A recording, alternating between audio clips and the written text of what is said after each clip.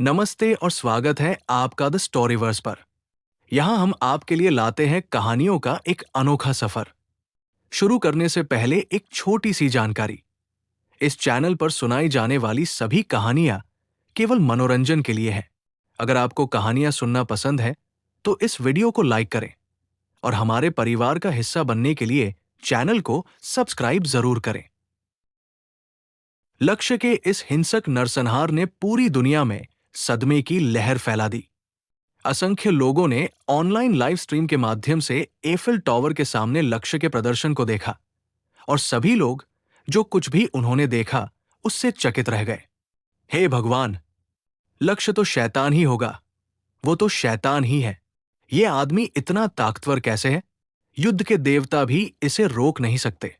उस कुत्ते का क्या मामला है? उसने तो लक्ष्य से भी ज्यादा लोगों को मार डाला।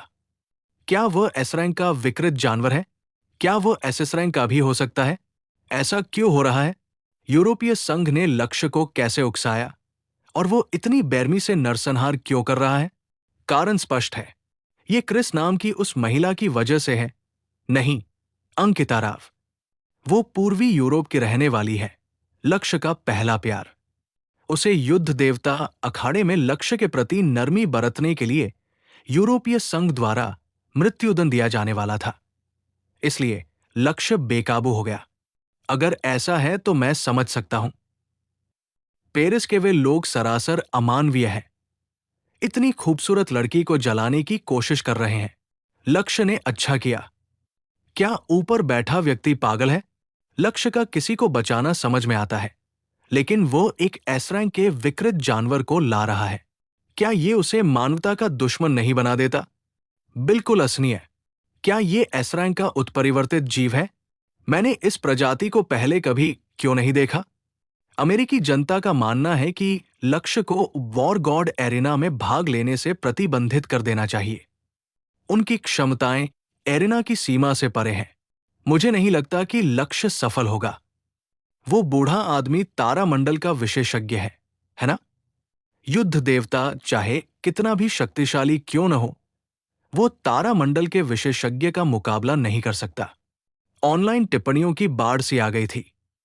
दुनिया भर के लोग इस मामले पर चर्चा कर रहे थे और यहां तक कि समाचार रिपोर्टों में भी कुछ समय के लिए इसे दिखाया गया।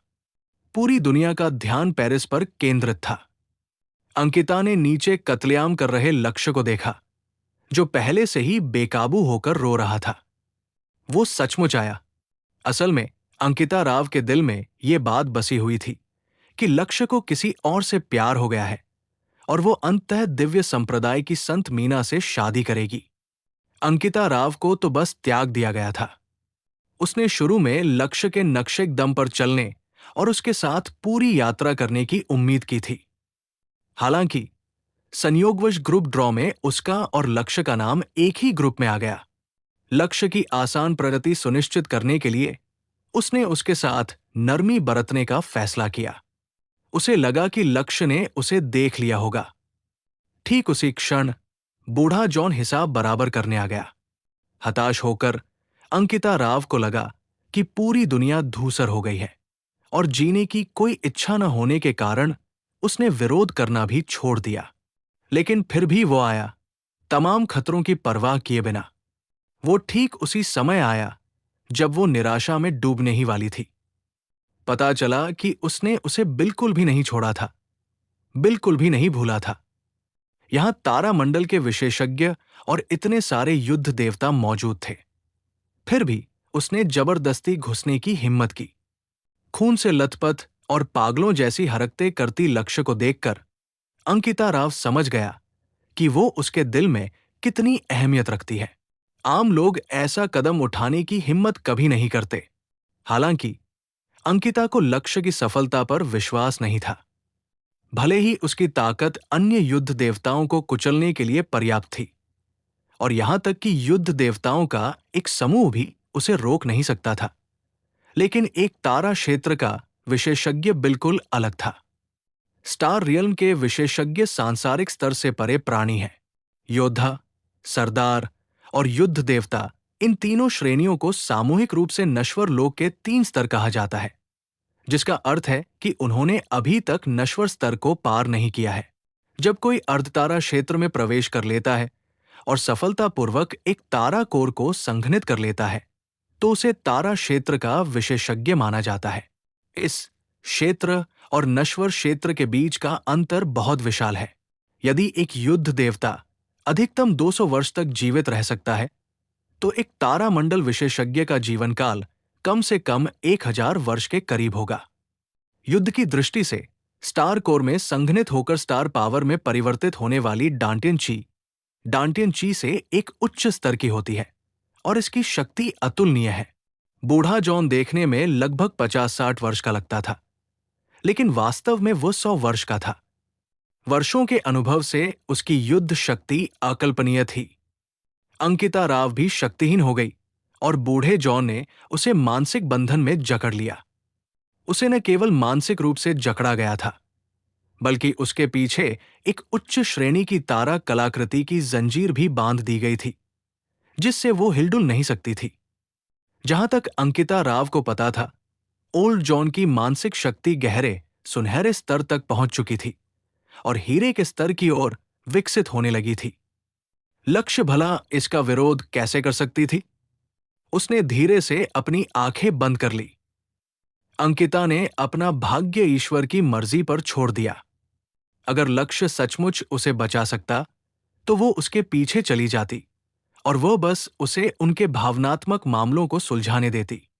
अगर लक्ष्य असफल हो जाती है, तो वे दोनों यहां अभागे प्रेमियों की जोड़ी बनकर रह जाएंगे। बूढ़े जॉन ने लक्ष्य को ध्यान से देखा। फिर उसके हाथ में एक लंबा चाबुक प्रकट हुआ, एक उच्च श्रेणी का उत्कृष्ट कलाकृतिनुमा लंबा चाबुक। लक्ष्य को आगे बढ़ते देख वो विकृत जानवर अचानक दूसरे युद्ध देवताओं पर हमला करने के लिए एक तरफ भाग गया। बूढ़े जॉन को राहत महसूस हुई। अगर सिर्फ लक्ष्य ही होता तो उससे निपटना आसान होता। लक्ष्य, तुम बहुत घमंडी हो। मैं तुम्हें अभी बता देता हूं कि तारामंडल की शक्ति का तुम बिल्कुल भी सामना नहीं कर सकते। स्नैप। एक कोड़ा तेजी से चला। चाहे ऑनलाइन हो या टीवी पर, कई लोग पहली बार किसी स्टार रियल विशेषज्ञ को सक्रिय होते देख रहे थे। लक्ष्य के पेरिस आक्रमण का फायदा उठाते हुए उन्हें आखिरकार समझ आया कि एक स्टार रियल विशेषज्ञ के पास किस तरह की शक्ति होती है। ऐसा लग रहा था मानो सैकड़ों तेज रफ्तार ट्रक एक ही समय पर ब्रेक लगा रहे हों। चीख, क्रैक। कैमरे के माध्यम से अंतरिक्ष की लहरें स्पष्ट रूप से दिखाई दे रही थी। एक हल्की काली दरार प्रकट होती और गायब हो जाती थी। बिजली की गति से एक चाबुक ने लक्ष्य को जोरदार प्रहार किया, जो सीधे उसकी ओर बढ़ रहा था। ऐसी मार किसी को भी धूल में मिलाने के लिए काफी थी। लक्ष्य भी इतनी मार के बाद धीरे धीरे गायब हो गया, जिससे लोगों को लगा कि वो चूर चूर हो गया है। लेकिन अगले ही पल लक्ष्य सीधे ओल्ड जॉन के सिर के ऊपर प्रकट हो गई। टेलीपोर्टेशन। अपनी तीव्र गति के दौरान वो टेलीपोर्ट हो गया, जिससे उसकी परछाई पीछे छूट गई। बूढ़े जॉन के अंतरिक्ष को चीर देने वाले चाबुक ने केवल उसकी परछाई पर ही प्रहार किया। लक्ष्य ने चकनाचूर जेड भाले को मजबूती से पकड़ा और उसे जोरदार तरीके से नीचे की ओर धकेल दिया। दिव्य रूपांतरण युग में संभवतः ये पहली बार था जब रिकॉर्ड किए गए फुटेज के अनुसार तारामंडल से नीचे के किसी युद्ध देवता ने तारामंडल के विशेषज्ञ पर हमला किया। इस दृश्य ने लोगों के दिलों की धड़कनें बढ़ा दी और उनके रक्त में उबाल ला दिया। लक्ष्य सफल हुए या असफल, इससे कोई फर्क नहीं पड़ता। उनका साहस सराहनीय था और इसने कई मार्शल आर्टिस्टों के दिलों में एक विचार जगा दिया। एक मार्शल आर्टिस्ट को ऐसा ही होना चाहिए। बूढ़े जॉन ने अपने होठों को तिरछी मुस्कान में बदल लिया। उसका लंबा चाबुक एक आध्यात्मिक सर्प की तरह लहराया। जैसे ही लक्ष्य उसके सिर के ऊपर प्रकट हुआ, उसने अचानक तिरछे ऊपर की ओर वार किया। स्नैप। लक्ष्य के शरीर पर प्रकाश की एक चमक दिखाई दी। मानसिक शक्ति का कवच क्षण भर के लिए रुका, फिर लंबी चाबुक के प्रहार से चकनाचूर हो गया। वो हवा में उड़ता हुआ दूर स्थित एक ऊंची इमारत की ओर जा गिरा। लक्ष्य का शरीर तोप के गोले की तरह इमारत के शीशे को जोरदार आवाज के साथ तोड़ता हुआ अंदर जा गिरा। लेकिन जैसे ही वो अंदर आया, स्प्रिंग की तरह उछलकर तुरंत बाहर आ गया और थंडरविंग के फड़फड़ाने के साथ ही वो पलक झपकते ही वापस लौट आया। उसके मुंह के कोने से खून बह रहा था, लेकिन उसने हार नहीं मानी। अंकिता राव अभी भी वही थी। भला वो कैसे हार मान सकता था? बूढ़े जॉन ने व्यंग्य किया और उसके हाथ में मौजूद लंबा चाबुक एक बार फिर प्रकाश की एक लकीर में बदल गया। चाबुक की एक जोरदार आवाज पूरे देश में गूंज उठी और उसने लक्ष्य को फिर से जोरदार प्रहार किया। टेलीपोर्टेशन, व्यवधान, ओल्ड जॉन की लगभग हीरे के स्तर की मानसिक शक्ति लक्ष्य से भी कहीं अधिक थी। उन्होंने निर्णायक रूप से लक्ष्य के टेलीपोर्टेशन को रोक दिया। इस बार चाबुक से बचना असंभव था और लक्ष्य को फिर से जोरदार चोट लगी। वो व्यक्ति फिर से उस ऊंची इमारत से टकरा गया। बूढ़े जॉन के हाथ में मौजूद चाबुक एक पल के लिए भी नहीं रुका और उसने पूरी ताकत से उस ऊंची इमारत पर प्रहार किया। लंबी चाबुक में तारों की हल्की रोशनी झलक रही थी, मानो वो पल भर में सैकड़ों मीटर लंबी हो गई हो। इस बार लोगों ने अपनी आंखों से तारामंडल के विशेषज्ञ की शक्ति देखी। एक ही चाबुक से एक इमारत पलक झपकते ही ढह गई। गड़गड़ाहट, धूल से आसमान भर गया, खंडहर ढह गए और एक इमारत 5 सेकंड के भीतर ही गिर पड़ी। इस व्यक्ति ने इस स्तर का हमला किया है तो लक्ष्य तो मर ही गया होगा, है ना? उसे होना ही चाहिए। वो एक उच्च श्रेणी का उत्कृष्ट कलाकृति वाला चाबुक था और लक्ष्य को पहले ही लगातार 2 वार लग चुके हैं। भले ही वो मरा न हो, लेकिन बुरी तरह घायल है। इस गगनचुंबी इमारत के गिरने से अकेले मलबे के नीचे दबकर ही उसकी मौत हो सकती थी। मुझे ये बूढ़ा जॉन इतना निर्दयी क्यों लग रहा है? लक्ष्य ने तो दुश्मनों को मार डाला, लेकिन उसने इतनी आसानी से एक इमारत गिरा दी। उसके अंदर जरूर कई आम लोग रहे होंगे, है ना?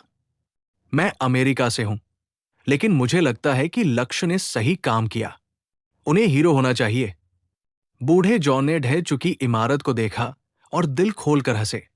लक्ष्य, तुम घमंडी और अज्ञानी बच्चे, क्या तुम्हें पता है कि मैं अब कितना शक्तिशाली हूं?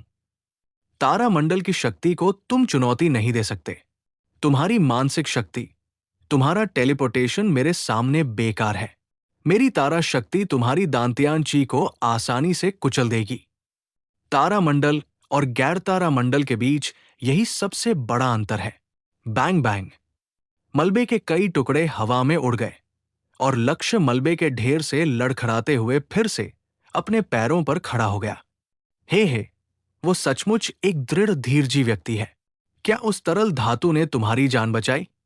लक्ष्य की छाती पर प्रहार के कारण पिघली हुई धातु का एक टुकड़ा धंस गया, जिससे लक्ष्य की जान बच गई।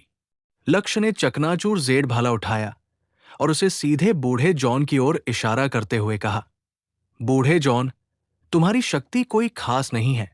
आज तुम मुझे अंकिता राव को ले जाने से बिल्कुल नहीं रोक सकते। बेशर्मी से शेखी बघा रहे हो।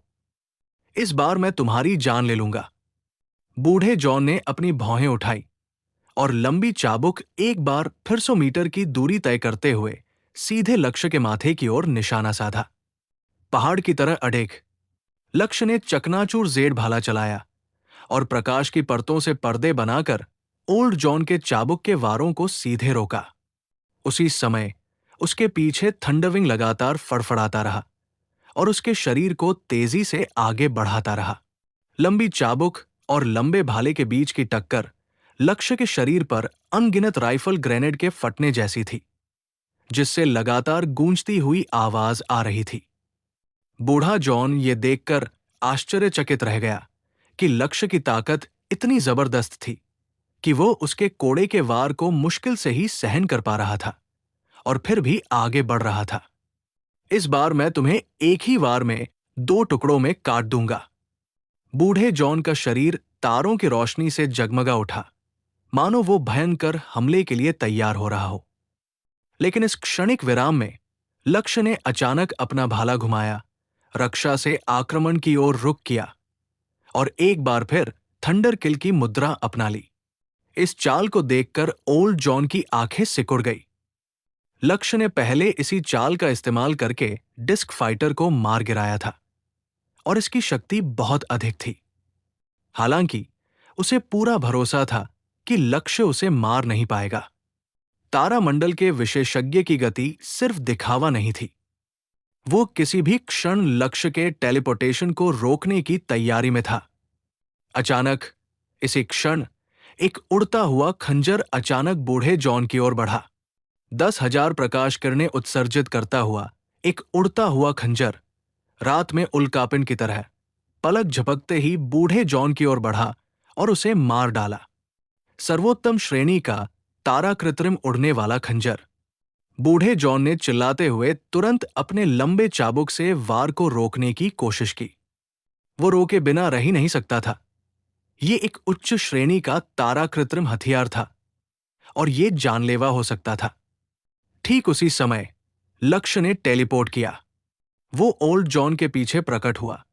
उसके हाथ में टूटा हुआ जेड भाला था, जिससे उसने थंडर किल का प्रयोग करते हुए सीधे ओल्ड जॉन की पीठ पर वार किया। बूढ़े जॉन ने तिरस्कारपूर्वक उपहास किया। उड़ते हुए खंजर को रोकते हुए भी वो लक्ष्य के हमले से बच सकता था, लेकिन जैसे ही वो बचने ही वाला था, दूसरी तरफ लड़ रहा कुत्ता अचानक उसके पैरों के पास आ गया और बूढ़े जॉन की जांघ पर काटकर उसे पूरी ताकत से पीछे खींच लिया। हैरानी की बात यह थी कि उसकी तारामंडल शक्ति भी उसे छुड़ा नहीं पाई। अरे नहीं! बूढ़ा जॉन भयभीत होकर चिल्लाया। थंडर किल एक जोरदार दहाड़ के साथ पहुंचा और उसने ओल्ड जॉन की पीठ के निचले हिस्से पर सीधा प्रहार किया। लक्ष्य लंबे समय से इस हमले की योजना बना रहा था। वो चाहता था कि बूढ़ा जॉन धीरे धीरे अपनी सतर्कता कम कर दे, जब तक कि ये क्षण न आ जाए। लिटिल उत्सव वास्तव में एक स्टार रिवर बीस्ट था, लेकिन इसका जन्म कुछ ही दिन पहले हुआ था और इसमें केवल प्रारंभिक स्टार कोर चरण की शक्ति थी। लक्ष्य इसे लापरवाही से एक स्टार दायरे के मास्टर का सामना करने नहीं दे सकता था। जब ओल्ड जॉन की सतर्कता कम हुई, तभी लक्ष्य ने थंडर किल का प्रयोग किया और उसे नीचे गिराने के लिए एक उड़ते हुए खंजर का इस्तेमाल किया। यह ब्लेड लक्ष्य का रेडिएंट फ्लाइंग डैगर था, जो पूरी तरह से अभिमंत्रित था और पहले से ही एक उच्च श्रेणी के तारा कलाकृति के स्तर पर था। यहां तक कि ओल्ड जॉन जैसे स्टार रियल मास्टर को भी इसे गंभीरता से लेना पड़ा। खंजर से ओल्ड जॉन को व्यस्त रखने के कारण उसके पास लक्ष्य की तात्कालिक गति को बाधित करने का समय नहीं था, जिससे लक्ष्य को थंडर किल को आसानी से अंजाम देने का मौका मिल गया। ओल्ड जॉन अभी भी चकमा दे सकता था, बेशक, और यहीं से लिटिल उत्सव का महत्व स्पष्ट हो गया। ये अचानक भड़क उठा और ओल्ड जॉन पर इस कदर हावी हो गया कि वो बच नहीं सका और उसके पास थंडर किल का सीधे सामना करने के अलावा कोई विकल्प नहीं बचा। जैसे ही थंडर किल का प्रयोग किया गया, एक बार फिर काले रंग की स्थानिक दरारें दिखाई देने लगी। जब कोई हमला स्थानिक दरारें खोल देता है, तो ये स्टार दायरे के स्तर की शक्ति का संकेत देता है, जिसका अर्थ है कि लक्ष्य के थंडर किल में अब स्टार दायरे की आक्रामक शक्ति आ गई है। ओल्ड जॉन के शरीर पर प्रकाश की एक चमक कौंधी। उसके कपड़ों के नीचे एक उच्च श्रेणी के तारा कृत्रिम नरम कवच ने लक्ष्य के टूटे हुए जेड पत्थर के लंबे भाले की नोक को रोक दिया, या यूं कहें कि इसने अधिकांश नुकसान को रोक दिया। फिर भी थंडर किल की काफी ऊर्जा उसमें समा गई। भाले की नोक से नरम कवच में लगभग आधा फुट गहरा गड्ढा हो गया। कवच टूटा तो नहीं, लेकिन उसके प्रहार मात्र से ही उसके आंतरिक अंगों को गंभीर चोटें आई। ऊर्जा की किरण उस गड्ढे से अंदर तो घुस गई, लेकिन दूसरी तरफ से बाहर नहीं निकल पाई, बल्कि वो उसके शरीर के अंदर ही फट गई। उफ डॉट! बूढ़ा जॉन दर्द से कराह उठा। उसके मुंह के कोने से खून टपक रहा था। थंडर किल ने उसके शरीर की हर कोशिका को बुरी तरह से क्षतिग्रस्त कर दिया था। बिजली गिरने से वो लगभग लकवाग्रस्त हो गया था, जबकि हमले के दौरान उत्पन्न हुई बर्फीली ठंड उसके खून को भी जमा देने की धमकी दे रही थी। उसने अविश्वास से लक्ष्य को देखा। वो एक तारा लोक का स्वामी, एकमात्र 7वें स्तर के युद्ध देवता द्वारा बुरी तरह घायल हो गया था। अगर दूसरे स्टार रियल मास्टर्स को इसके बारे में पता चलता तो वे हंस हंस कर लोटपोट हो जाते। आह लक्ष्य, मैं तुम्हें जिंदा निगल जाऊंगा। बूढ़े जॉन पर पागलपन हावी हो गया था। घायल होने के बावजूद भी उसका चाबुक बेतहाशा चल रहा था। उसके डैंटिन के भीतर मंद तारों की रोशनी से जगमगाता एक ग्रह का केंद्र तीव्र गति से घूम रहा था, मानो कोई घायल जानवर पलटवार कर रहा हो। वो बदला लेने के लिए दृढ़ था। चोट गंभीर थी, हालांकि उच्च श्रेणी के तारा कृत्रिम उपकरण ने अधिकांश बल को रोक दिया था। फिर भी उसे ठीक होने में काफी समय लगेगा। उसे इसका बदला लेना ही था। वो इस तरह की बदनामी बर्दाश्त नहीं कर सकता था। जैसे ही चाबुक लहराया, स्टारलाइट भड़क उठा। पहले चाबुक ने लक्ष्य को दूर धकेल दिया, फिर लिटिल उत्सव की जांघ पर जा लगा। लिटिल उत्सव तैयार था। एक जोरदार झटके के साथ उसने ओल्ड जॉन के शरीर से मांस का एक बड़ा टुकड़ा फाड़ दिया और पलक झपकते ही सैकड़ों मीटर दूर दौड़ गया। लक्ष्य ने अपनी लंबी भाले से वार को रोका और अपनी निगाहें बूढ़े जॉन पर टिकाए रखी। वो समझ गया था कि बूढ़े जॉन की हालत बिगड़ चुकी है। उस उच्च श्रेणी के कवच के बिना बूढ़ा जॉन अब तक मर चुका होता। फिर भी उसकी युद्ध शक्ति काफी कम हो गई थी। लेकिन इस उन्मादपूर्ण और जानलेवा स्थिति में लक्ष्य सीधे टकराव का जोखिम नहीं उठा सकता था। एक स्टार रियल मास्टर के प्रहार हल्के नहीं थे। इसके अलावा 2 कोड़ों के बाद लक्ष्य खुद बुरी तरह घायल हो गया था। बूढ़े जॉन के चाबुक की काली मार से 100 मीटर के दायरे में काली छायादार प्रहार गूंज उठे, जिससे धूल के बादल उड़ गए और आसपास पड़े शव टुकड़े टुकड़े हो गए। सौभाग्य से दर्शक पहले ही भाग चुके थे, वरना अनगिनत और लोग मारे जाते। लक्ष्य ने पहाड़ की तरह अचल शक्ति को सक्रिय कर दिया। उसके अंधकारमय तारे से शक्ति का प्रवाह बढ़ गया।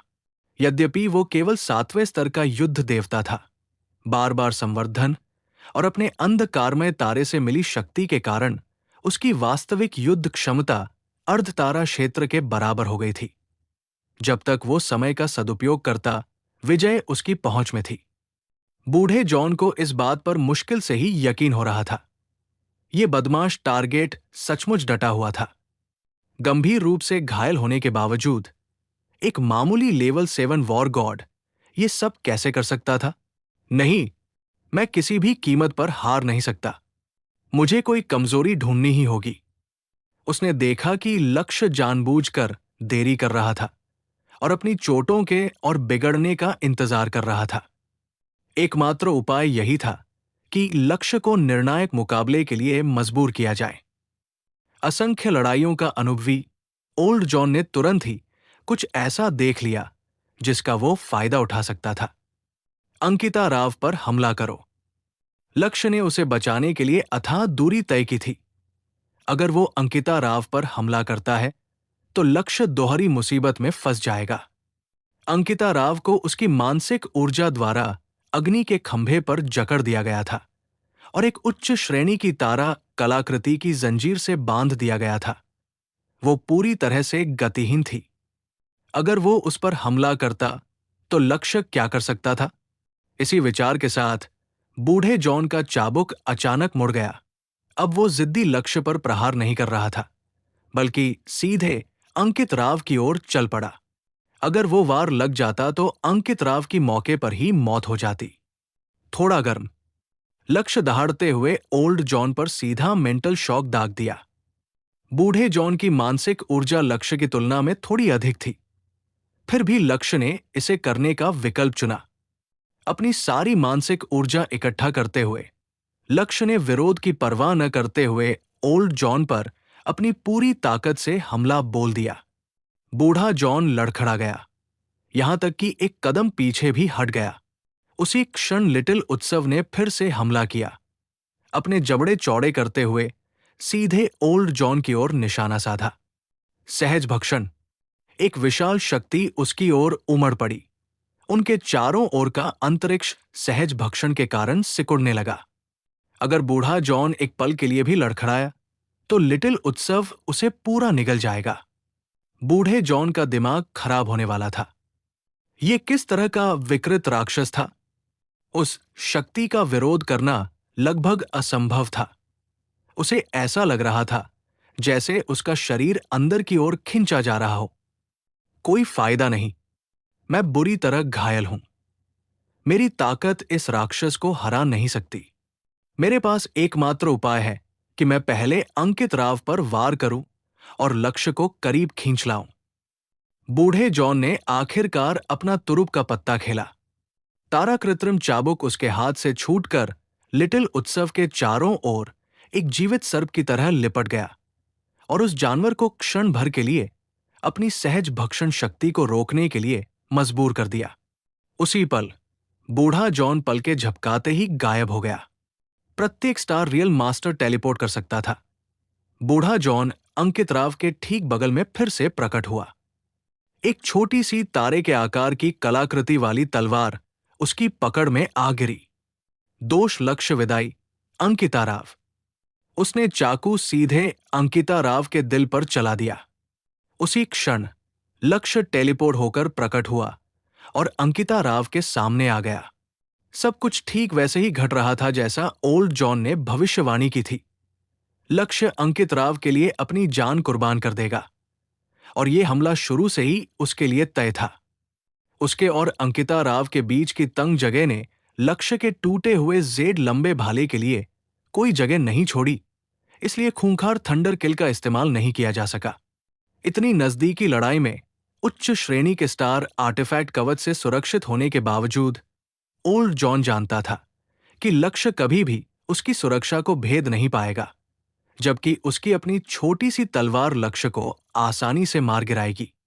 लेकिन उसने कभी ये उम्मीद नहीं की थी कि लक्ष्य खुद एक छोटी सी छुरी निकालेगा और बेरमी से उसके दिल पर वार करेगा। हा, लक्ष्य मूर्ख। ये उच्च श्रेणी का तारा कलाकृति कवच है। एक उच्च श्रेणी की तलवार भी इसे भेद नहीं सकती। मर जा। इसके बाद एक विचित्र दृश्य सामने आया। अंकित राव की रक्षा कर रहे लक्ष्य ने ओल्ड जॉन पर चाकू से हमला किया और ओल्ड जॉन ने भी उसी तरह उस पर हमला किया। दोनों में से कोई भी बच नहीं पाया। ये एक आम लड़ाई की तरह था, जो उनके स्तर के उस्तादों से शायद ही अपेक्षित था। दोनों तलवारें एक ही क्षण में अपने लक्ष्य पर लगी।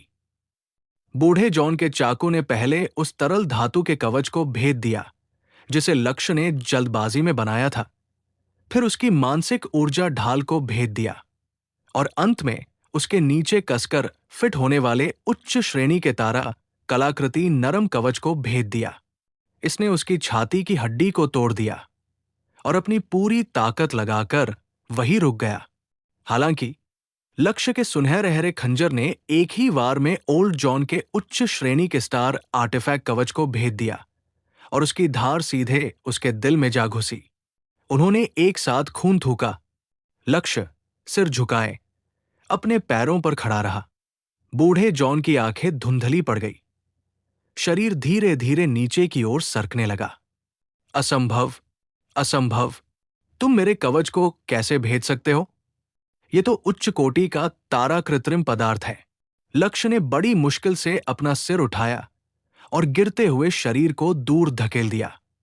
कभी भी अति आत्मविश्वास मत रखो और कभी मत भूलो, चमत्कार होते हैं। बूढ़ा जॉन अपनी ही अकड़, लक्ष्य की अदम्य शक्ति और युद्ध क्षेत्र की चतुराई, लिटिल उत्सव की अचानक मिली ताकत और उच्च श्रेणी के तारा कलाकृतियों में अपने अंधविश्वास के कारण पराजित होकर गिर पड़ा। हालांकि देखने वालों को यह एक पारस्परिक हमला लग रहा था। बूढ़ा जॉन मर चुका था। लक्ष्य गंभीर रूप से घायल था। लक्ष्य लड़खड़ाते हुए अग्नि के खंभे तक पहुंचा। धातु की ऊर्जा से परिपूर्ण साथ सितारा तलवार उठाई और अपनी पूरी ताकत से नीचे की ओर वार किया। क्लैंग! उच्च श्रेणी की तारा कलाकृति की श्रृंखला टूट गई। अंकिता राव ने खुद को लक्ष्य की बाहों में झोंक दिया। रोने से उसकी आंखें सूजी हुई थी। उसे वह चाकू उठाते हुए देखना ऐसा लगा जैसे कोई उसका अपना दिल निकाल रहा हो। लक्ष्य मरना मत, तुम मर नहीं सकते। तुम आखिरकार मेरे पास वापस आ गए। तुम इस तरह कैसे जा सकते हो? मैं तुम्हें जाने नहीं दूंगा, सिसकिया। अरे लड़की, मैं मरूंगा तो नहीं, लेकिन मैं मुश्किल से खड़ा हो पा रहा हूं। चलो चलते हैं। उनके बगल में काला भूत प्रकट हुआ। इस बार अंकित राव ने लक्ष्य को उठाया और जहाज पर कूद पड़े। जैसे ही हैच बंद हुआ, उन्होंने पुकारा, लिटिल उत्सव, जल्दी करो। बेस सिटी के और भी सैन्य विमान तेजी से नीचे आ रहे थे। लक्ष्य नीचे होने के साथ उनका इरादा उस काले भूत को आसमान से मार गिराने का था। उन्होंने कुत्ते के हिंसक हो जाने की उम्मीद नहीं की थी। लिटिल उत्सव ने अपना मुंह खोला और बिजली से चार्ज किए गए पिघले हुए गोले रॉकेट की बौछार से भी तेज गति से निकले, जिससे बेस सिटी के 7 या 8 लड़ाकू विमान हवा में ही नष्ट हो गए और काले भूत को सुरक्षित रूप से दूर जाने का मौका मिल गया। अंकिता राव लक्ष्य को ब्लैक घोस्ट नामक जहाज पर ले जा रही थी।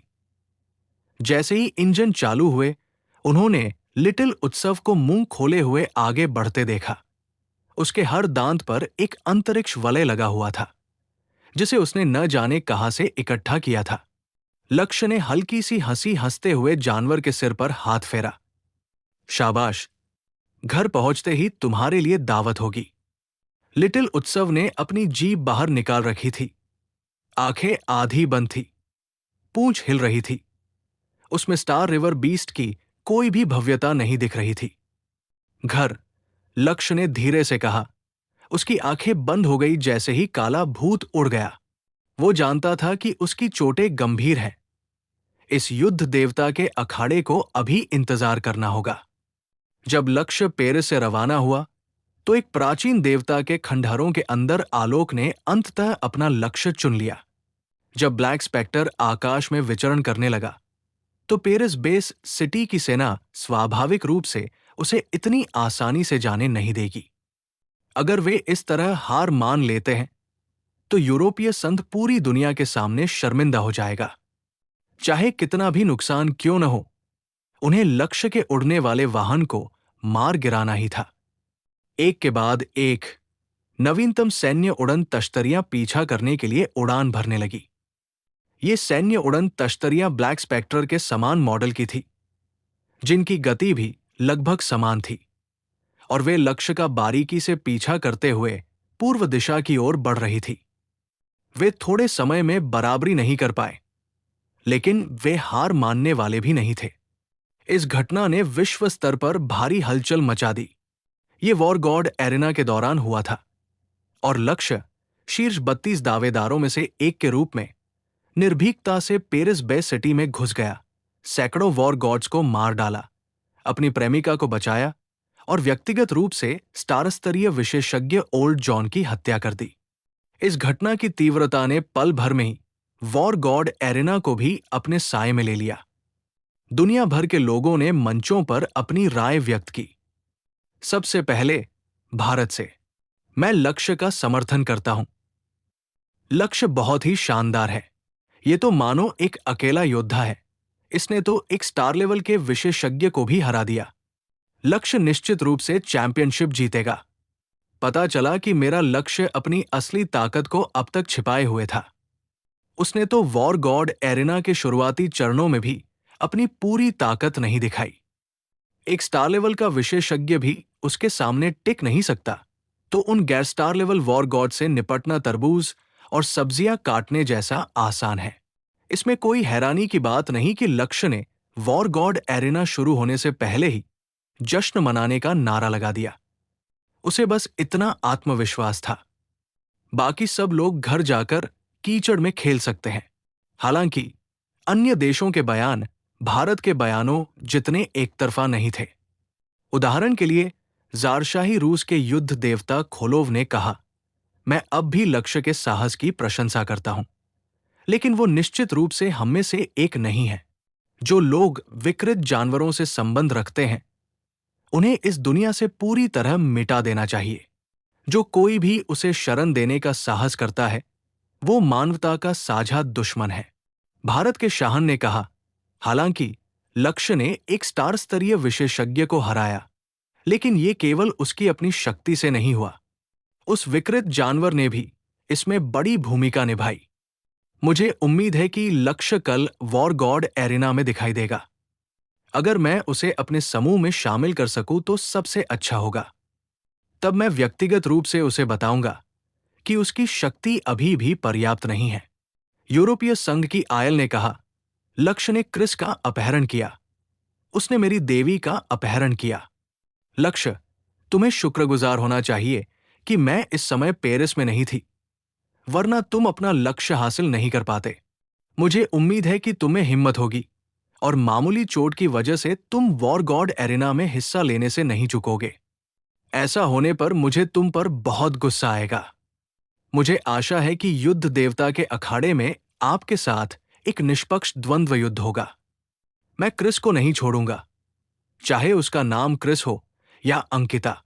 कई अन्य विदेशी युद्ध देवताओं ने भी अपनी राय व्यक्त करते हुए कहा कि यद्यपि लक्ष्य ने एक तारास्तरीय विशेषज्ञ को हराया, लेकिन उसकी अपनी ताकत उतनी मजबूत नहीं थी और वे कल के युद्ध देवता अखाड़े में निश्चित रूप से लक्ष्य को हराने में सक्षम होंगे।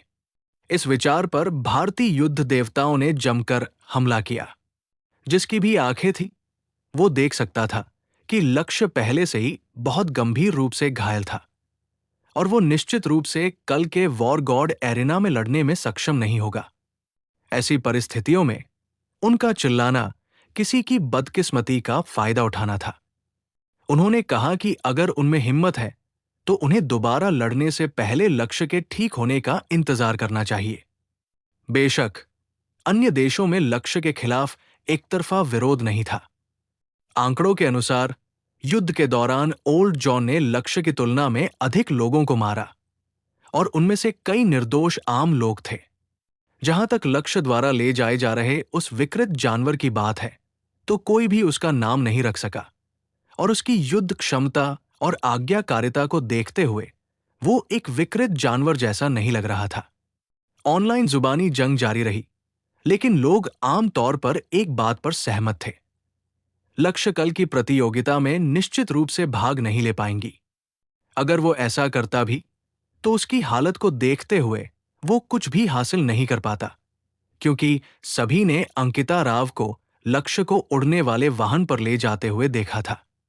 ब्लैक स्पेक्टर पर सवार होकर अंकिता ने आंसू भरी आंखों से लक्ष्य को गले लगाया और उसके घावों का इलाज करने और दवा लगाने की कोशिश करने लगी। हालांकि लक्ष्य ने मुस्कुराते हुए अंकिता राव के खूबसूरत बालों को सहलाया। उसका दिल शांति से भर गया था। हालांकि वो वॉर गॉड एरिना में भाग नहीं ले सका, लक्ष्य संतुष्ट था। अगर वो भाग नहीं ले सका तो कोई बात नहीं, बशर्ते उसने अंकिता राव को बचा लिया हो। कुछ चीजों को छोड़ा जा सकता है और खोया जा सकता है, लेकिन कुछ लोगों और चीजों को किसी भी कीमत पर नहीं छोड़ा जा सकता है। क्या तुम अभी मुस्कुरा रहे हो? क्या अब भी तुम्हारे अंदर मुस्कुराने की हिम्मत है? अंकिता राव ने लक्ष्य के शरीर पर लगे अनगिनत घावों को देखा और उसकी आंखों से आंसू बहने लगे। मैं क्यों न मुस्कुराऊं? क्या तुम्हें पता है कि मैंने इस दिन का कितने लंबे समय से इंतजार किया है? अंकिता, तुम आखिरकार मेरे पास वापस आ गई हो। हम्फ। अंकिता ने नाक सिकोड़ी। वो मीना के बारे में बात करना चाहती थी, लेकिन उसने अभी तक अपना मुंह नहीं खोला। वो पहले से ही बहुत संतुष्ट थी। लक्ष्य ने उसके लिए इतनी मेहनत की थी, इसलिए सब कुछ स्वाभाविक रूप से होना चाहिए। वो अब किसी भी चीज के लिए प्रतिस्पर्धा नहीं करना चाहती थी। ये देखकर कि लक्ष्य खतरे से बाहर है और ओल्ड जॉन के आखिरी चाकू से उसके दिल को कोई चोट नहीं पहुंची है, अंकिता राव भी निश्चिंत हो गई। अरे मूर्ख, भविष्य में तुम फिर कभी ऐसे खतरनाक काम नहीं कर सकते। चिंता मत करो, इस दुनिया में कोई और ऐसा नहीं है जिसके लिए मैं ये सब करूं। लक्ष्य ने धीरे से अंकिता राव का हाथ पकड़ा। अंकिता ने आह भरी और उसे अपना हाथ पकड़ने दिया। उसके चेहरे पर थोड़ी अस्वाभाविकता झलक रही थी। वो मीना की तुलना में अधिक खुली सोच वाली थी और लक्ष्य के प्रति उसकी पिछली भावनाओं के कारण वो इस प्यार का अपेक्षाकृत शांत भाव से सामना कर सकी। ब्लैक स्पेक्टर के भीतर सन्नाटा छा गया। लक्ष्य ने धीरे धीरे अपनी आंखें बंद कर ली और अपने घावों को ठीक करने लगा। अपने मन में वो अब भी वॉर गॉड एरेना को छोड़ने के लिए तैयार नहीं था। उनके पीछे यूरोपीय संघ के उड़न तश्तरीनुमा लड़ाकू विमान अभी भी उनका पीछा कर रहे थे, लेकिन वे ब्लैक स्पेक्टर को कभी पकड़ नहीं पाए। समय बीतता गया और आधे घंटे से अधिक समय के बाद आई सिटी बेस सिटी नजर आने लगी। अंकिता ने आई सिटी की शहरी रक्षा सेना से संपर्क करने के लिए नियंत्रण पैनल का संचालन किया, लेकिन इस बार कोई इंफ्रारेड स्कैन नहीं हुआ। इसके बजाय शहर के रक्षाकर्मी ने सीधे ध्वनि संदेश प्रसारित किया। श्रीमान लक्ष्य और सुश्री अंकिता राव, आप बिना जांच के सीधे शहर में प्रवेश कर सकते हैं। हम सभी ने लाइव प्रसारण देखा। चिंता मत करो, अगर यूरोपीय संघ के उन कमीनों ने जबरदस्ती घुसने की हिम्मत की तो मैं, दानिश, उन्हें एक एक गोली से मार गिराऊंगा। संचार व्यवस्था टूट गई और लक्ष्य का ब्लैक स्पेक्टर सीधे जियांगबेई विला क्षेत्र में लौट आया। उसके पीछे पीछे यूरोपीय संघ की उड़न तश्तरियां आ पहुंची और आई सिटी की शहर रक्षा सेना के साथ बातचीत करना चाहती थी। लेकिन अप्रत्याशित रूप से दूसरी तरफ का रवैया आश्चर्यजनक रूप से कठोर था और उन्होंने यूरोपीय संघ की उड़न तश्तरियों को शहर में प्रवेश करने देने से साफ इनकार कर दिया। एक यूरोपीय संघ की उड़न तश्तरी ने वास्तव में घुसपैठ करने की कोशिश की, लेकिन अप्रत्याशित रूप से नीचे मौजूद लेजर तोपों ने तुरंत गोलीबारी शुरू कर दी। लेजर तोप चला रहा दानिश बेहद अहंकारी था और दावा कर रहा था कि वो एक ही तोप से 3 को मार गिराएगा और अगर उसने एक और गोली चलाई तो वो हार जाएगा। परिणाम स्वरूप उसने दूसरी गोली से वास्तव में यूरोपीय संघ के लड़ाकू विमान को मार गिराया।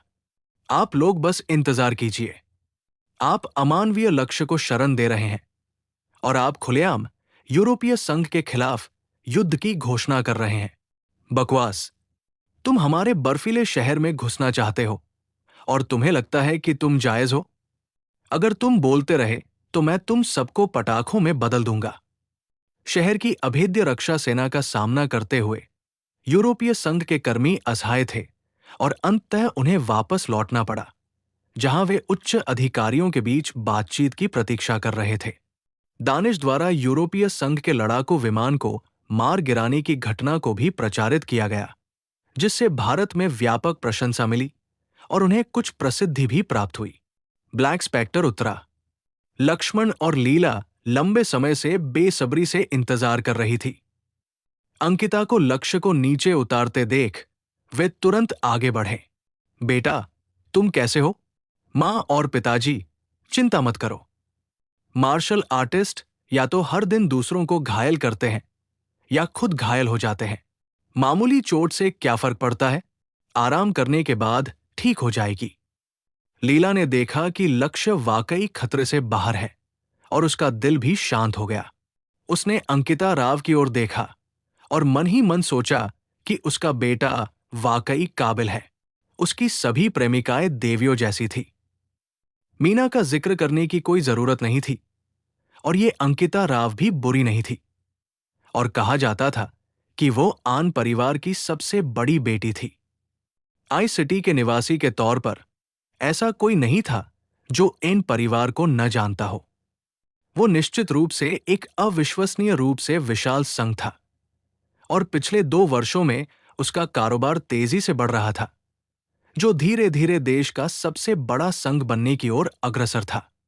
नमस्ते अंकल लक्ष्य, आंटी लक्ष्य। अंकिता ने लक्ष्य के माता पिता का अभिवादन किया। लक्ष्मण ने आह भरी, हाय, मेरे बेटे ने तुम्हें बचाने के लिए लगभग अपनी जान गंवा दी, लेकिन हम तुम्हें दोष नहीं देते। इस घटना के कारण आप दोनों भविष्य में निश्चित रूप से कभी अलग नहीं हो पाएंगे। मैं और कुछ नहीं कहूंगा। अब से हम सब एक परिवार हैं। जल्दी अंदर आ जाओ। लाल गालों वाली अंकिता लक्ष्य के पीछे पीछे घर में चली गई। उसे चिंता थी कि लक्ष्य के माता पिता उससे नाराज होंगे, लेकिन उसने ये उम्मीद नहीं की थी कि वे इतने समझदार होंगे। अंकिता ने लक्ष्य को घर में प्रवेश करने में मदद की और लिटिल उत्सव उसके पीछे पीछे दौड़ता रहा। उसके दांतों से स्थानिक छल्लों की एक माला लटक रही थी, क्योंकि उसने पूरे रास्ते खाना बंद नहीं किया था। लक्ष्य के बेडरूम में पहुंचते ही अंकिता लक्ष्य की देखभाल में इतनी व्यस्त हो गई कि लीला को मदद करने का समय ही नहीं मिला। कुछ देर देखने के बाद उसने हार मान ली और लक्ष्मण के साथ किसी बात पर चर्चा करने के लिए वापस चली गई। लक्ष्य भी बेहद थकी हुई थी और उसे पता ही नहीं चला कि वो सो गई। अंकिता ने लक्ष्य को कंबल ओढ़ाया और उसे लेटने में मदद की। जैसे ही उसने अपनी बात खत्म की, लक्ष्य का फोन बज उठा। अंकिता फोन का जवाब नहीं देना चाहती थी और न ही वो लक्ष्य को जगाना चाहती थी, लेकिन उसने फोन करने वाले की तरफ देखा और पाया कि ये मीना थी। अंकिता एक पल के लिए हिचकिचाई, लक्ष्य का फोन उठाया, लक्ष्य की ओर देखा और फिर दृढ़ता से अपने होठों को दबाकर उत्तर बटन दबा दिया। ये एक वीडियो कॉल थी। दूसरी ओर मीना की आंखें भी लाल थी। अंकिता को देखकर वो क्षण भर के लिए स्तब्ध रह गई। फिर उसने पूछा, बहन अंकिता, वो कैसा है? हेलो यूएर। वो लेट गया और सो गया। अंकिता ने कैमरे को लक्ष्य के सोते हुए चेहरे की ओर किया, जिससे मीना उसे देख सके। फिर कैमरे को वापस घुमा दिया। मैं उसकी देखभाल करने जाना चाहता हूं, लेकिन मालिक सहमत नहीं है। मैं नहीं जा सकता। मीना ने 2 बार सिसकी ली और खुद को शांत करने की पूरी कोशिश की। कोई बात नहीं, मैं यहां हूं, इतना ही काफी है। उनकी वर्तमान स्थिति। अंकिता ने फोन लिया और लक्ष्य के कमरे से बाहर चली गई। वो और मीना दोनों ने मौन रूप से अन्य विषयों पर चर्चा करने से परहेज किया और चुपचाप लक्ष्य की स्थिति पर ध्यान केंद्रित किया। इस समय दुनिया की 2 सबसे प्रतिभाशाली लड़कियां लक्ष्य के लिए मुश्किलें खड़ी नहीं करना चाहती थी। उन दोनों ने लक्ष्य के साथ कई कठिनाइयां झेली थी और वे जानते थे कि वे उसे कभी नहीं छोड़ेंगे। अंततः सभी निर्णय लक्ष्य द्वारा ही लिए जाएंगे। अंकिता के जाने के बाद दरवाजा बंद हो गया। लिटिल उत्सव भी लक्ष्मण द्वारा तैयार किया गया खाना खाने के लिए दौड़ पड़ा और उसने सभी स्पेशल रिंग्स को लक्ष्य के बिस्तर के नीचे फेंक दिया। लक्ष्य बिस्तर पर अकेली लेटी हुई थी और सपनों की दुनिया में खो गई। खिड़की के बाहर से एक छोटा, अलौकिक, लगभग पारदर्शी नीला भृंग रेंगता हुआ अंदर आया। प्राचीन देवता खंडहरों के भीतर आलोक किसी रहस्यमय माध्यम से भृंग की स्थिति को भांप सकता था। लक्ष्य, तुम हो। किसी स्टार लेवल के विशेषज्ञ को हराने में सक्षम होना वास्तव में प्रतिभाओं के बीच एक विलक्षण प्रतिभा है। तुम्हें नियंत्रित करके इस वॉर गॉड एरिना की चैंपियनशिप मेरी हो जाएगी। अब से तुम भी मेरे गुलाम बन जाओगे। ब्रेन वर्म बिना आवाज किए अंदर घुस गया। किसी को पता भी नहीं चला। जब लक्ष्य अभी भी सो रहा था, तभी ब्रेन वर्म कुछ पल के लिए कमरे में इधर उधर फड़फड़ाया, फिर चुपचाप उसकी भौहों के बीच आकर बैठ गया। नीली रोशनी की एक चमक, मस्तिष्क लक्ष्य के चेतना सागर में विलीन हो गया। ब्रेन वर्म्स मानसिक सुरक्षा कवच को तोड़कर शुरुआत करते हैं। एक बार मानसिक ऊर्जा में सेंध लग जाने पर वे किसी व्यक्ति की आत्मा पर कब्जा कर सकते हैं, उसके विचारों को नियंत्रित कर सकते हैं और उसे पर्दे के पीछे बैठे किसी भी व्यक्ति की कठपुतली बना सकते हैं। जैसे ही ब्रेन वर्म ने उसके चेतना सागर पर आक्रमण किया, लक्ष्य झटके से जाग उठा। वो दर्द से तड़पते हुए एकदम सीधा बैठ गया। उसके चेतना सागर में पीड़ा भड़क उठी। धिक्कार है, ये क्या चीज है?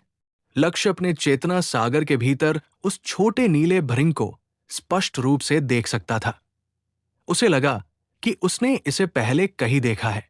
अरे यार, ये तो दिमाग का कीड़ा है। पृथ्वी पर ऐसा कुछ कैसे हो सकता है? सितारों के बीच ब्रेन वर्म्स दुर्लभ नहीं है। इनका उपयोग आमतौर पर आत्माओं को गुलाम बनाने के लिए किया जाता है।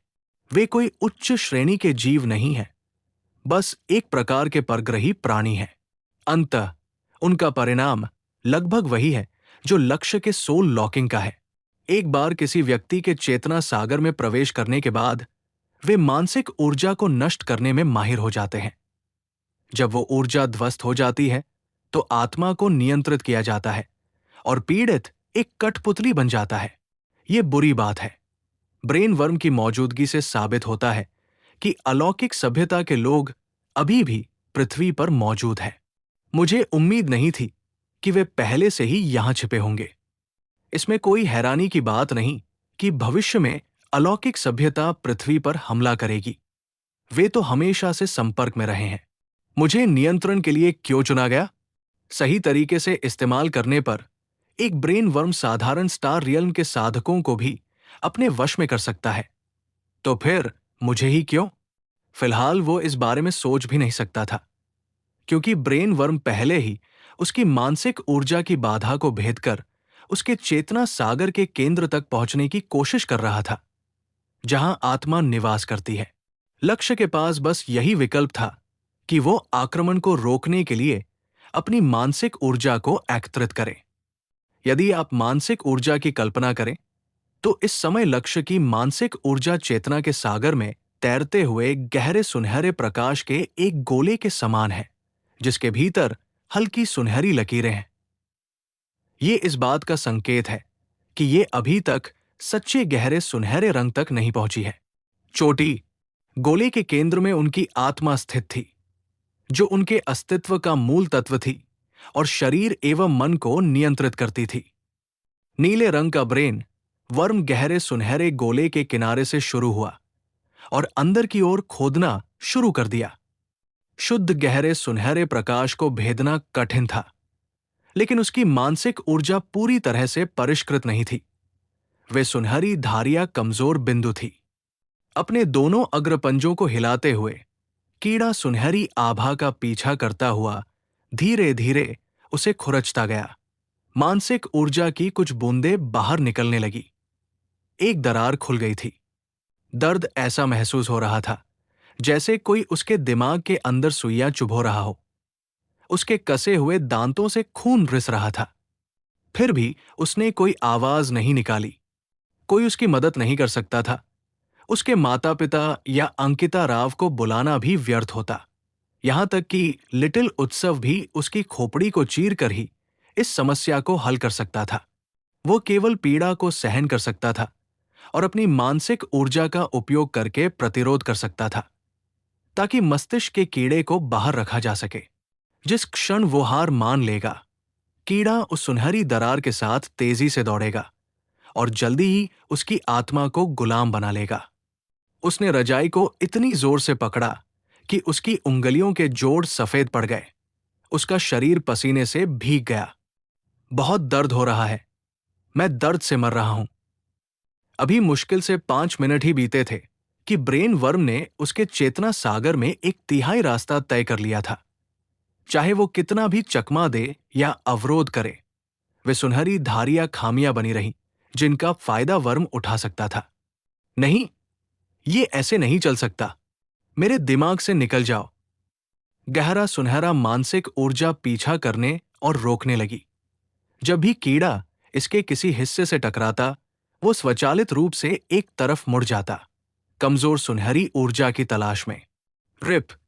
दर्द से कराहते हुए लक्ष्य ने रजाई को फाड़ डाला। दर्द उसे बेहोशी की ओर धकेल रहा था। नहीं, बेहोश नहीं हो सकता। अगर मैं बेहोश हो गया, तो जब होश आएगा तो मैं नहीं रहूंगा। मुझे हिम्मत रखनी होगी, जागते रहना होगा। लक्ष्य ने हाथ उठाया। सोने के धागे से जड़ी 7 तारों वाली तलवार उसके हाथों में प्रकट हुई। जैसे ही पीड़ा चरम पर पहुंची और उसे लगा कि वो फिसल रहा है, उसने अपनी बाह पर ब्लेड से वार किया। खून बह रहा था। नए दर्द ने उसे झकझोर कर जगा दिया। ध्यान बदलने से उसके सिर का दर्द थोड़ा कम हो गया, लेकिन ये क्षणिक ही था। कुछ मिनट बाद कीड़ा फिर से खोदने लगा और लक्ष्य ने खुद को दूसरी बार घायल कर लिया। उसके शरीर पर सफेद रोशनी की किरणें चमक उठीं। चमकदार उपचार शक्ति ने घावों को भर दिया। कीड़े को आधे रास्ते तक पहुंचते देख लक्ष्य को एहसास हुआ कि ये अभी भी पर्याप्त नहीं था। क्या कोई रास्ता नहीं है? अगर यही चलता रहा तो मैं कठपुतली बन जाऊंगा। वो सुनहरी ऊर्जा का छोटा सा अंश ही मेरे चेतना सागर में मौजूद दोष है। मेरे पास एकमात्र उपाय है कि मैं इसे पूरी तरह से मिटा दूं। और उस स्वर्ण ऊर्जा को मिटाने का एकमात्र तरीका है अपनी मानसिक ऊर्जा को अगले स्तर तक ले जाना। अभी मस्तिष्क कृमि के कारण होने वाली पीड़ा मेरी मानसिक ऊर्जा को पहले से कहीं अधिक तेजी से प्रवाहित कर रही है। मैं गहरे स्वर्ण स्तर पर पहुंच गया हूं। शिखर, अगर मैं आगे बढ़ सका तो कीड़ा कोई खामी नहीं ढूंढ पाएगा और मैं मुक्त हो जाऊंगा। इस हृदय विदारक पीड़ा से भी लक्ष्य नीचे नहीं गिर सका। एक नश्वर प्राणी की तुलना में कहीं अधिक आत्मिक शक्ति पर भरोसा करते हुए उसने इसका डटकर सामना किया। मानसिक ऊर्जा अति तेज गति से बढ़ने लगी और इस करो या मरो के क्षण में लक्ष्य ने एक आखिरी दाव खेला, साधना। उसके चेतना सागर से सुनहरी आभा की लटें छिल गई और उसके गहरे सुनहरे रंग के दर्द से प्रेरित होकर मानसिक ऊर्जा में तीव्र उछाल आया। हालांकि ये ब्रेन वर्म के हमले को पूरी तरह से रोक नहीं सका, लेकिन उसके दिमाग में मौजूद छिद्र धीरे धीरे कम होते गए। शायद सचमुच कोई चमत्कार हो जाए। प्राचीन देवता के खंडहरों के अंदर आलोक बेसब्री से पसीना बहा रहा था। इसमें इतना समय कैसे लग सकता है? कीड़ा स्पष्ट रूप से लक्ष्य के चेतना सागर में घुस गया है। मैं इसे महसूस कर सकता हूं। तो फिर इसने नियंत्रण क्यों नहीं कर लिया? मुझे ये मत बताओ कि वो आदमी मानसिक रक्षा से संबंधित कोई तारा चिन्ह लेकर घूम रहा है। नहीं, मानसिक रक्षा तारा कलाकृति मस्तिष्क कृमि को नहीं रोक सकती। ये चीज चेतना के सागर पर सीधे हमला करती है, अंदर से। सब ठीक हो जाएगा। एक बार जब मैं लक्ष्य पर नियंत्रण कर लूंगा तो वॉर गॉड एरिना चैंपियनशिप मूल रूप से मेरी हो जाएगी। वो अपने कॉकपिट में बेचैनी से चक्कर लगा रहा था, बार बार समय देख रहा था और अपनी गुप्त कला के माध्यम से कीड़े की स्थिति पर नजर रख रहा था। उसे महसूस हो रहा था कि कीड़ा लगातार कड़े प्रतिरोध का सामना कर रहा है। टारगेट इसे कैसे संभाल रहा था, इसका उसे कोई अंदाजा नहीं था। क्या बच्चा पहले ही डायमंड लेवल पर पहुंच चुका है? मानसिक ऊर्जा? असंभव। हीरा केवल तारा मंडल में ही प्रकट होता है और यहां तक कि सामान्य तारा मंडल विशेषज्ञों के पास भी ये नहीं होती। एकमात्र 7वें स्तर का युद्ध देवता वो उस स्तर तक प्रशिक्षण कैसे प्राप्त कर सकता है? मैं इसे 1 घंटा और दूंगा। अगर कीड़ा तब भी उसे नहीं मार पाता तो मुझे एक नया लक्ष्य चुनना होगा। कीड़े की ताकत सीमित है। आलोक ने चिंता से घड़ी को देखा। आधा घंटा पलक झपकते ही बीत गया। लक्ष्य को बाहर अंकिता राव की हल्की हल्की आवाज सुनाई दे रही थी। ऐसा लग रहा था कि वो यूएर से बात कर रही थी। पहले वो शायद छुपकर बातें सुन लेता, लेकिन अभी ये नामुमकिन था। उसने महसूस किया कि कीड़े की शक्ति भी कम हो रही है। हालांकि उसने 4/5वें हिस्से से अधिक भाग को कुतर दिया था, लेकिन उसकी अपनी ताकत लगभग खत्म हो चुकी थी। अब तक उनकी सुनहरी मानसिक ऊर्जा उनके चेतना सागर के 1000वें हिस्से से भी कम रह गई थी। सुनहरे आभा के इस अंतिम अंश को भी परिष्कृत कर दें तो वो सच्चे डार्क गोल्ड शिखर पर खड़ा होगा, डायमंड में कदम रखने के लिए तैयार। एक ही झटके में इसे बाहर निकाल दो। उसकी चेतना का सागर तीव्र गति से घूम रहा था। आत्मा को चीर देने वाले दर्द पर सवार होकर उसकी मानसिक ऊर्जा और भी तेजी से मंथन कर रही थी और सुनहरी आभा का वो कण तेजी से क्षीण होता जा रहा था। कीड़े के पंजे गहरे सुनहरे बल की दीवार से टकराए। सुनहरी ऊर्जा एक 10,000वें हिस्से से भी कम रह गई। पूरी तरह से गायब हो जाओ। लक्ष्य ने अपनी मानसिक ऊर्जा को अंतिम सर्पिल में बदल दिया। सुनहरी ऊर्जा का अंतिम अंश भी गायब हो गया। तब तक कीड़े के शरीर में केवल सबसे पतली झिल्ली ही बची थी, जिसे भेदना था। उसकी आत्मा उंगलियों की पहुंच के भीतर थी। आत्मा की उपस्थिति को भांपते हुए कीड़े ने आखिरी बार जोर लगाने के लिए संघर्ष किया। उसी क्षण दर्द 100 गुना बढ़ गया। लक्ष्य के कपड़े पल भर में पसीने से भीग गए और यहां तक कि रजाई भी पूरी तरह से भीग गई। ये आखिरी प्रहार है। मैं हार नहीं मानूंगा। मैं पलटवार करूंगा। दफा हो जाओ, घिनौने कीड़े। उसकी आत्मा ने उसे एक बार फिर बचा लिया। इस तरह की पीड़ा सहने से उसकी मानसिक ऊर्जा एक और निर्णायक क्रांति के लिए एकजुट हो गई। वो क्रांति निर्णायक साबित हुई। उसके बाद उनकी चेतना के सागर के भीतर एक अकेला दीप्तिमान बिंदु चमक उठा। हीरे की शक्ति, डायमंड क्लास मेंटलिस्ट। ठीक उसी समय लक्ष्य वहां पहुंच गया था। भाग जाओ। हीरे की शक्ति का वह धागा एक अजेय तलवार में बदल गया, जिसने सीधे कीड़े पर वार किया। टारगेट का पलटवार शुरू हो चुका था। कीड़ा मानो चाकू लगने से कांप उठा, फिर अचानक लक्ष्य के चेतना सागर से बाहर निकल गया। उसके दिमाग से बाहर निकलते हुए इसने अंतरिक्ष में एक छोटी सी दरार पैदा की और अंदर घुस गया। आलोक के निर्देशानुसार लक्ष्य को जीतने में विफल रहने के बाद इसे एक नया मेजबान खोजना होगा और समय रहते किसी ऐसे व्यक्ति को सुरक्षित करना होगा जो युद्ध देवता अखाड़े के ताज के लिए प्रतिस्पर्धा कर सके। जैसे ही कीड़ा वहां से निकला, लक्ष्य पूरी तरह से थककर बिस्तर पर गिर पड़ा। अंकिता राव अभी भी बाहर ही खड़ी थी। उसने अभी अभी मीना से फोन पर बात खत्म की थी। उन दोनों को लग रहा था कि लक्ष्य अखाड़े में न पहुंच पाने से बहुत निराश है और दोनों लड़कियों के पास उसे सांत्वना देने के लिए कोई शब्द नहीं थे। जब अंकिता राव ने उसके कमरे से आवाज सुनी तो वो दौड़कर अंदर गई और उसे देखकर उसका चेहरा पीला पड़ गया। लक्ष्य, क्या हुआ? मुझे डराओ मत। अगर तुम युद्ध देवता अखाड़े में नहीं जा रहे हो तो क्या हुआ? कोई बात नहीं, मैं और यूएर तुम्हारे साथ ही रहेंगे। लक्ष्य ने पलकें झपकाई, फिर धीरे से हाथ उठाकर अंकिता राव के प्यारे गाल को छुआ और खुशी से झूम उठा। अंकिता, मैं ठीक हूं। तुम्हारी बातें सुनकर बहुत प्रसन्न हुआ। लेकिन मुझे लगता है कि कल का वॉर गॉड एरिना मुझे नहीं छोड़ना चाहिए। आज की ये कहानी सुनने के लिए आपका बहुत बहुत धन्यवाद। मुझे उम्मीद है कि आपको ये पसंद आई होगी। अगर ये कहानी आपके दिल को छू गई तो इसे अपने दोस्तों के साथ शेयर करना न भूलें। कमेंट में बताएं कि आपको सबसे अच्छा हिस्सा कौन सा लगा। ऐसी ही और दिलचस्प कहानियों के साथ मिलते हैं अगली वीडियो में। तब तक के लिए सुनते रहिए द स्टोरीवर्स।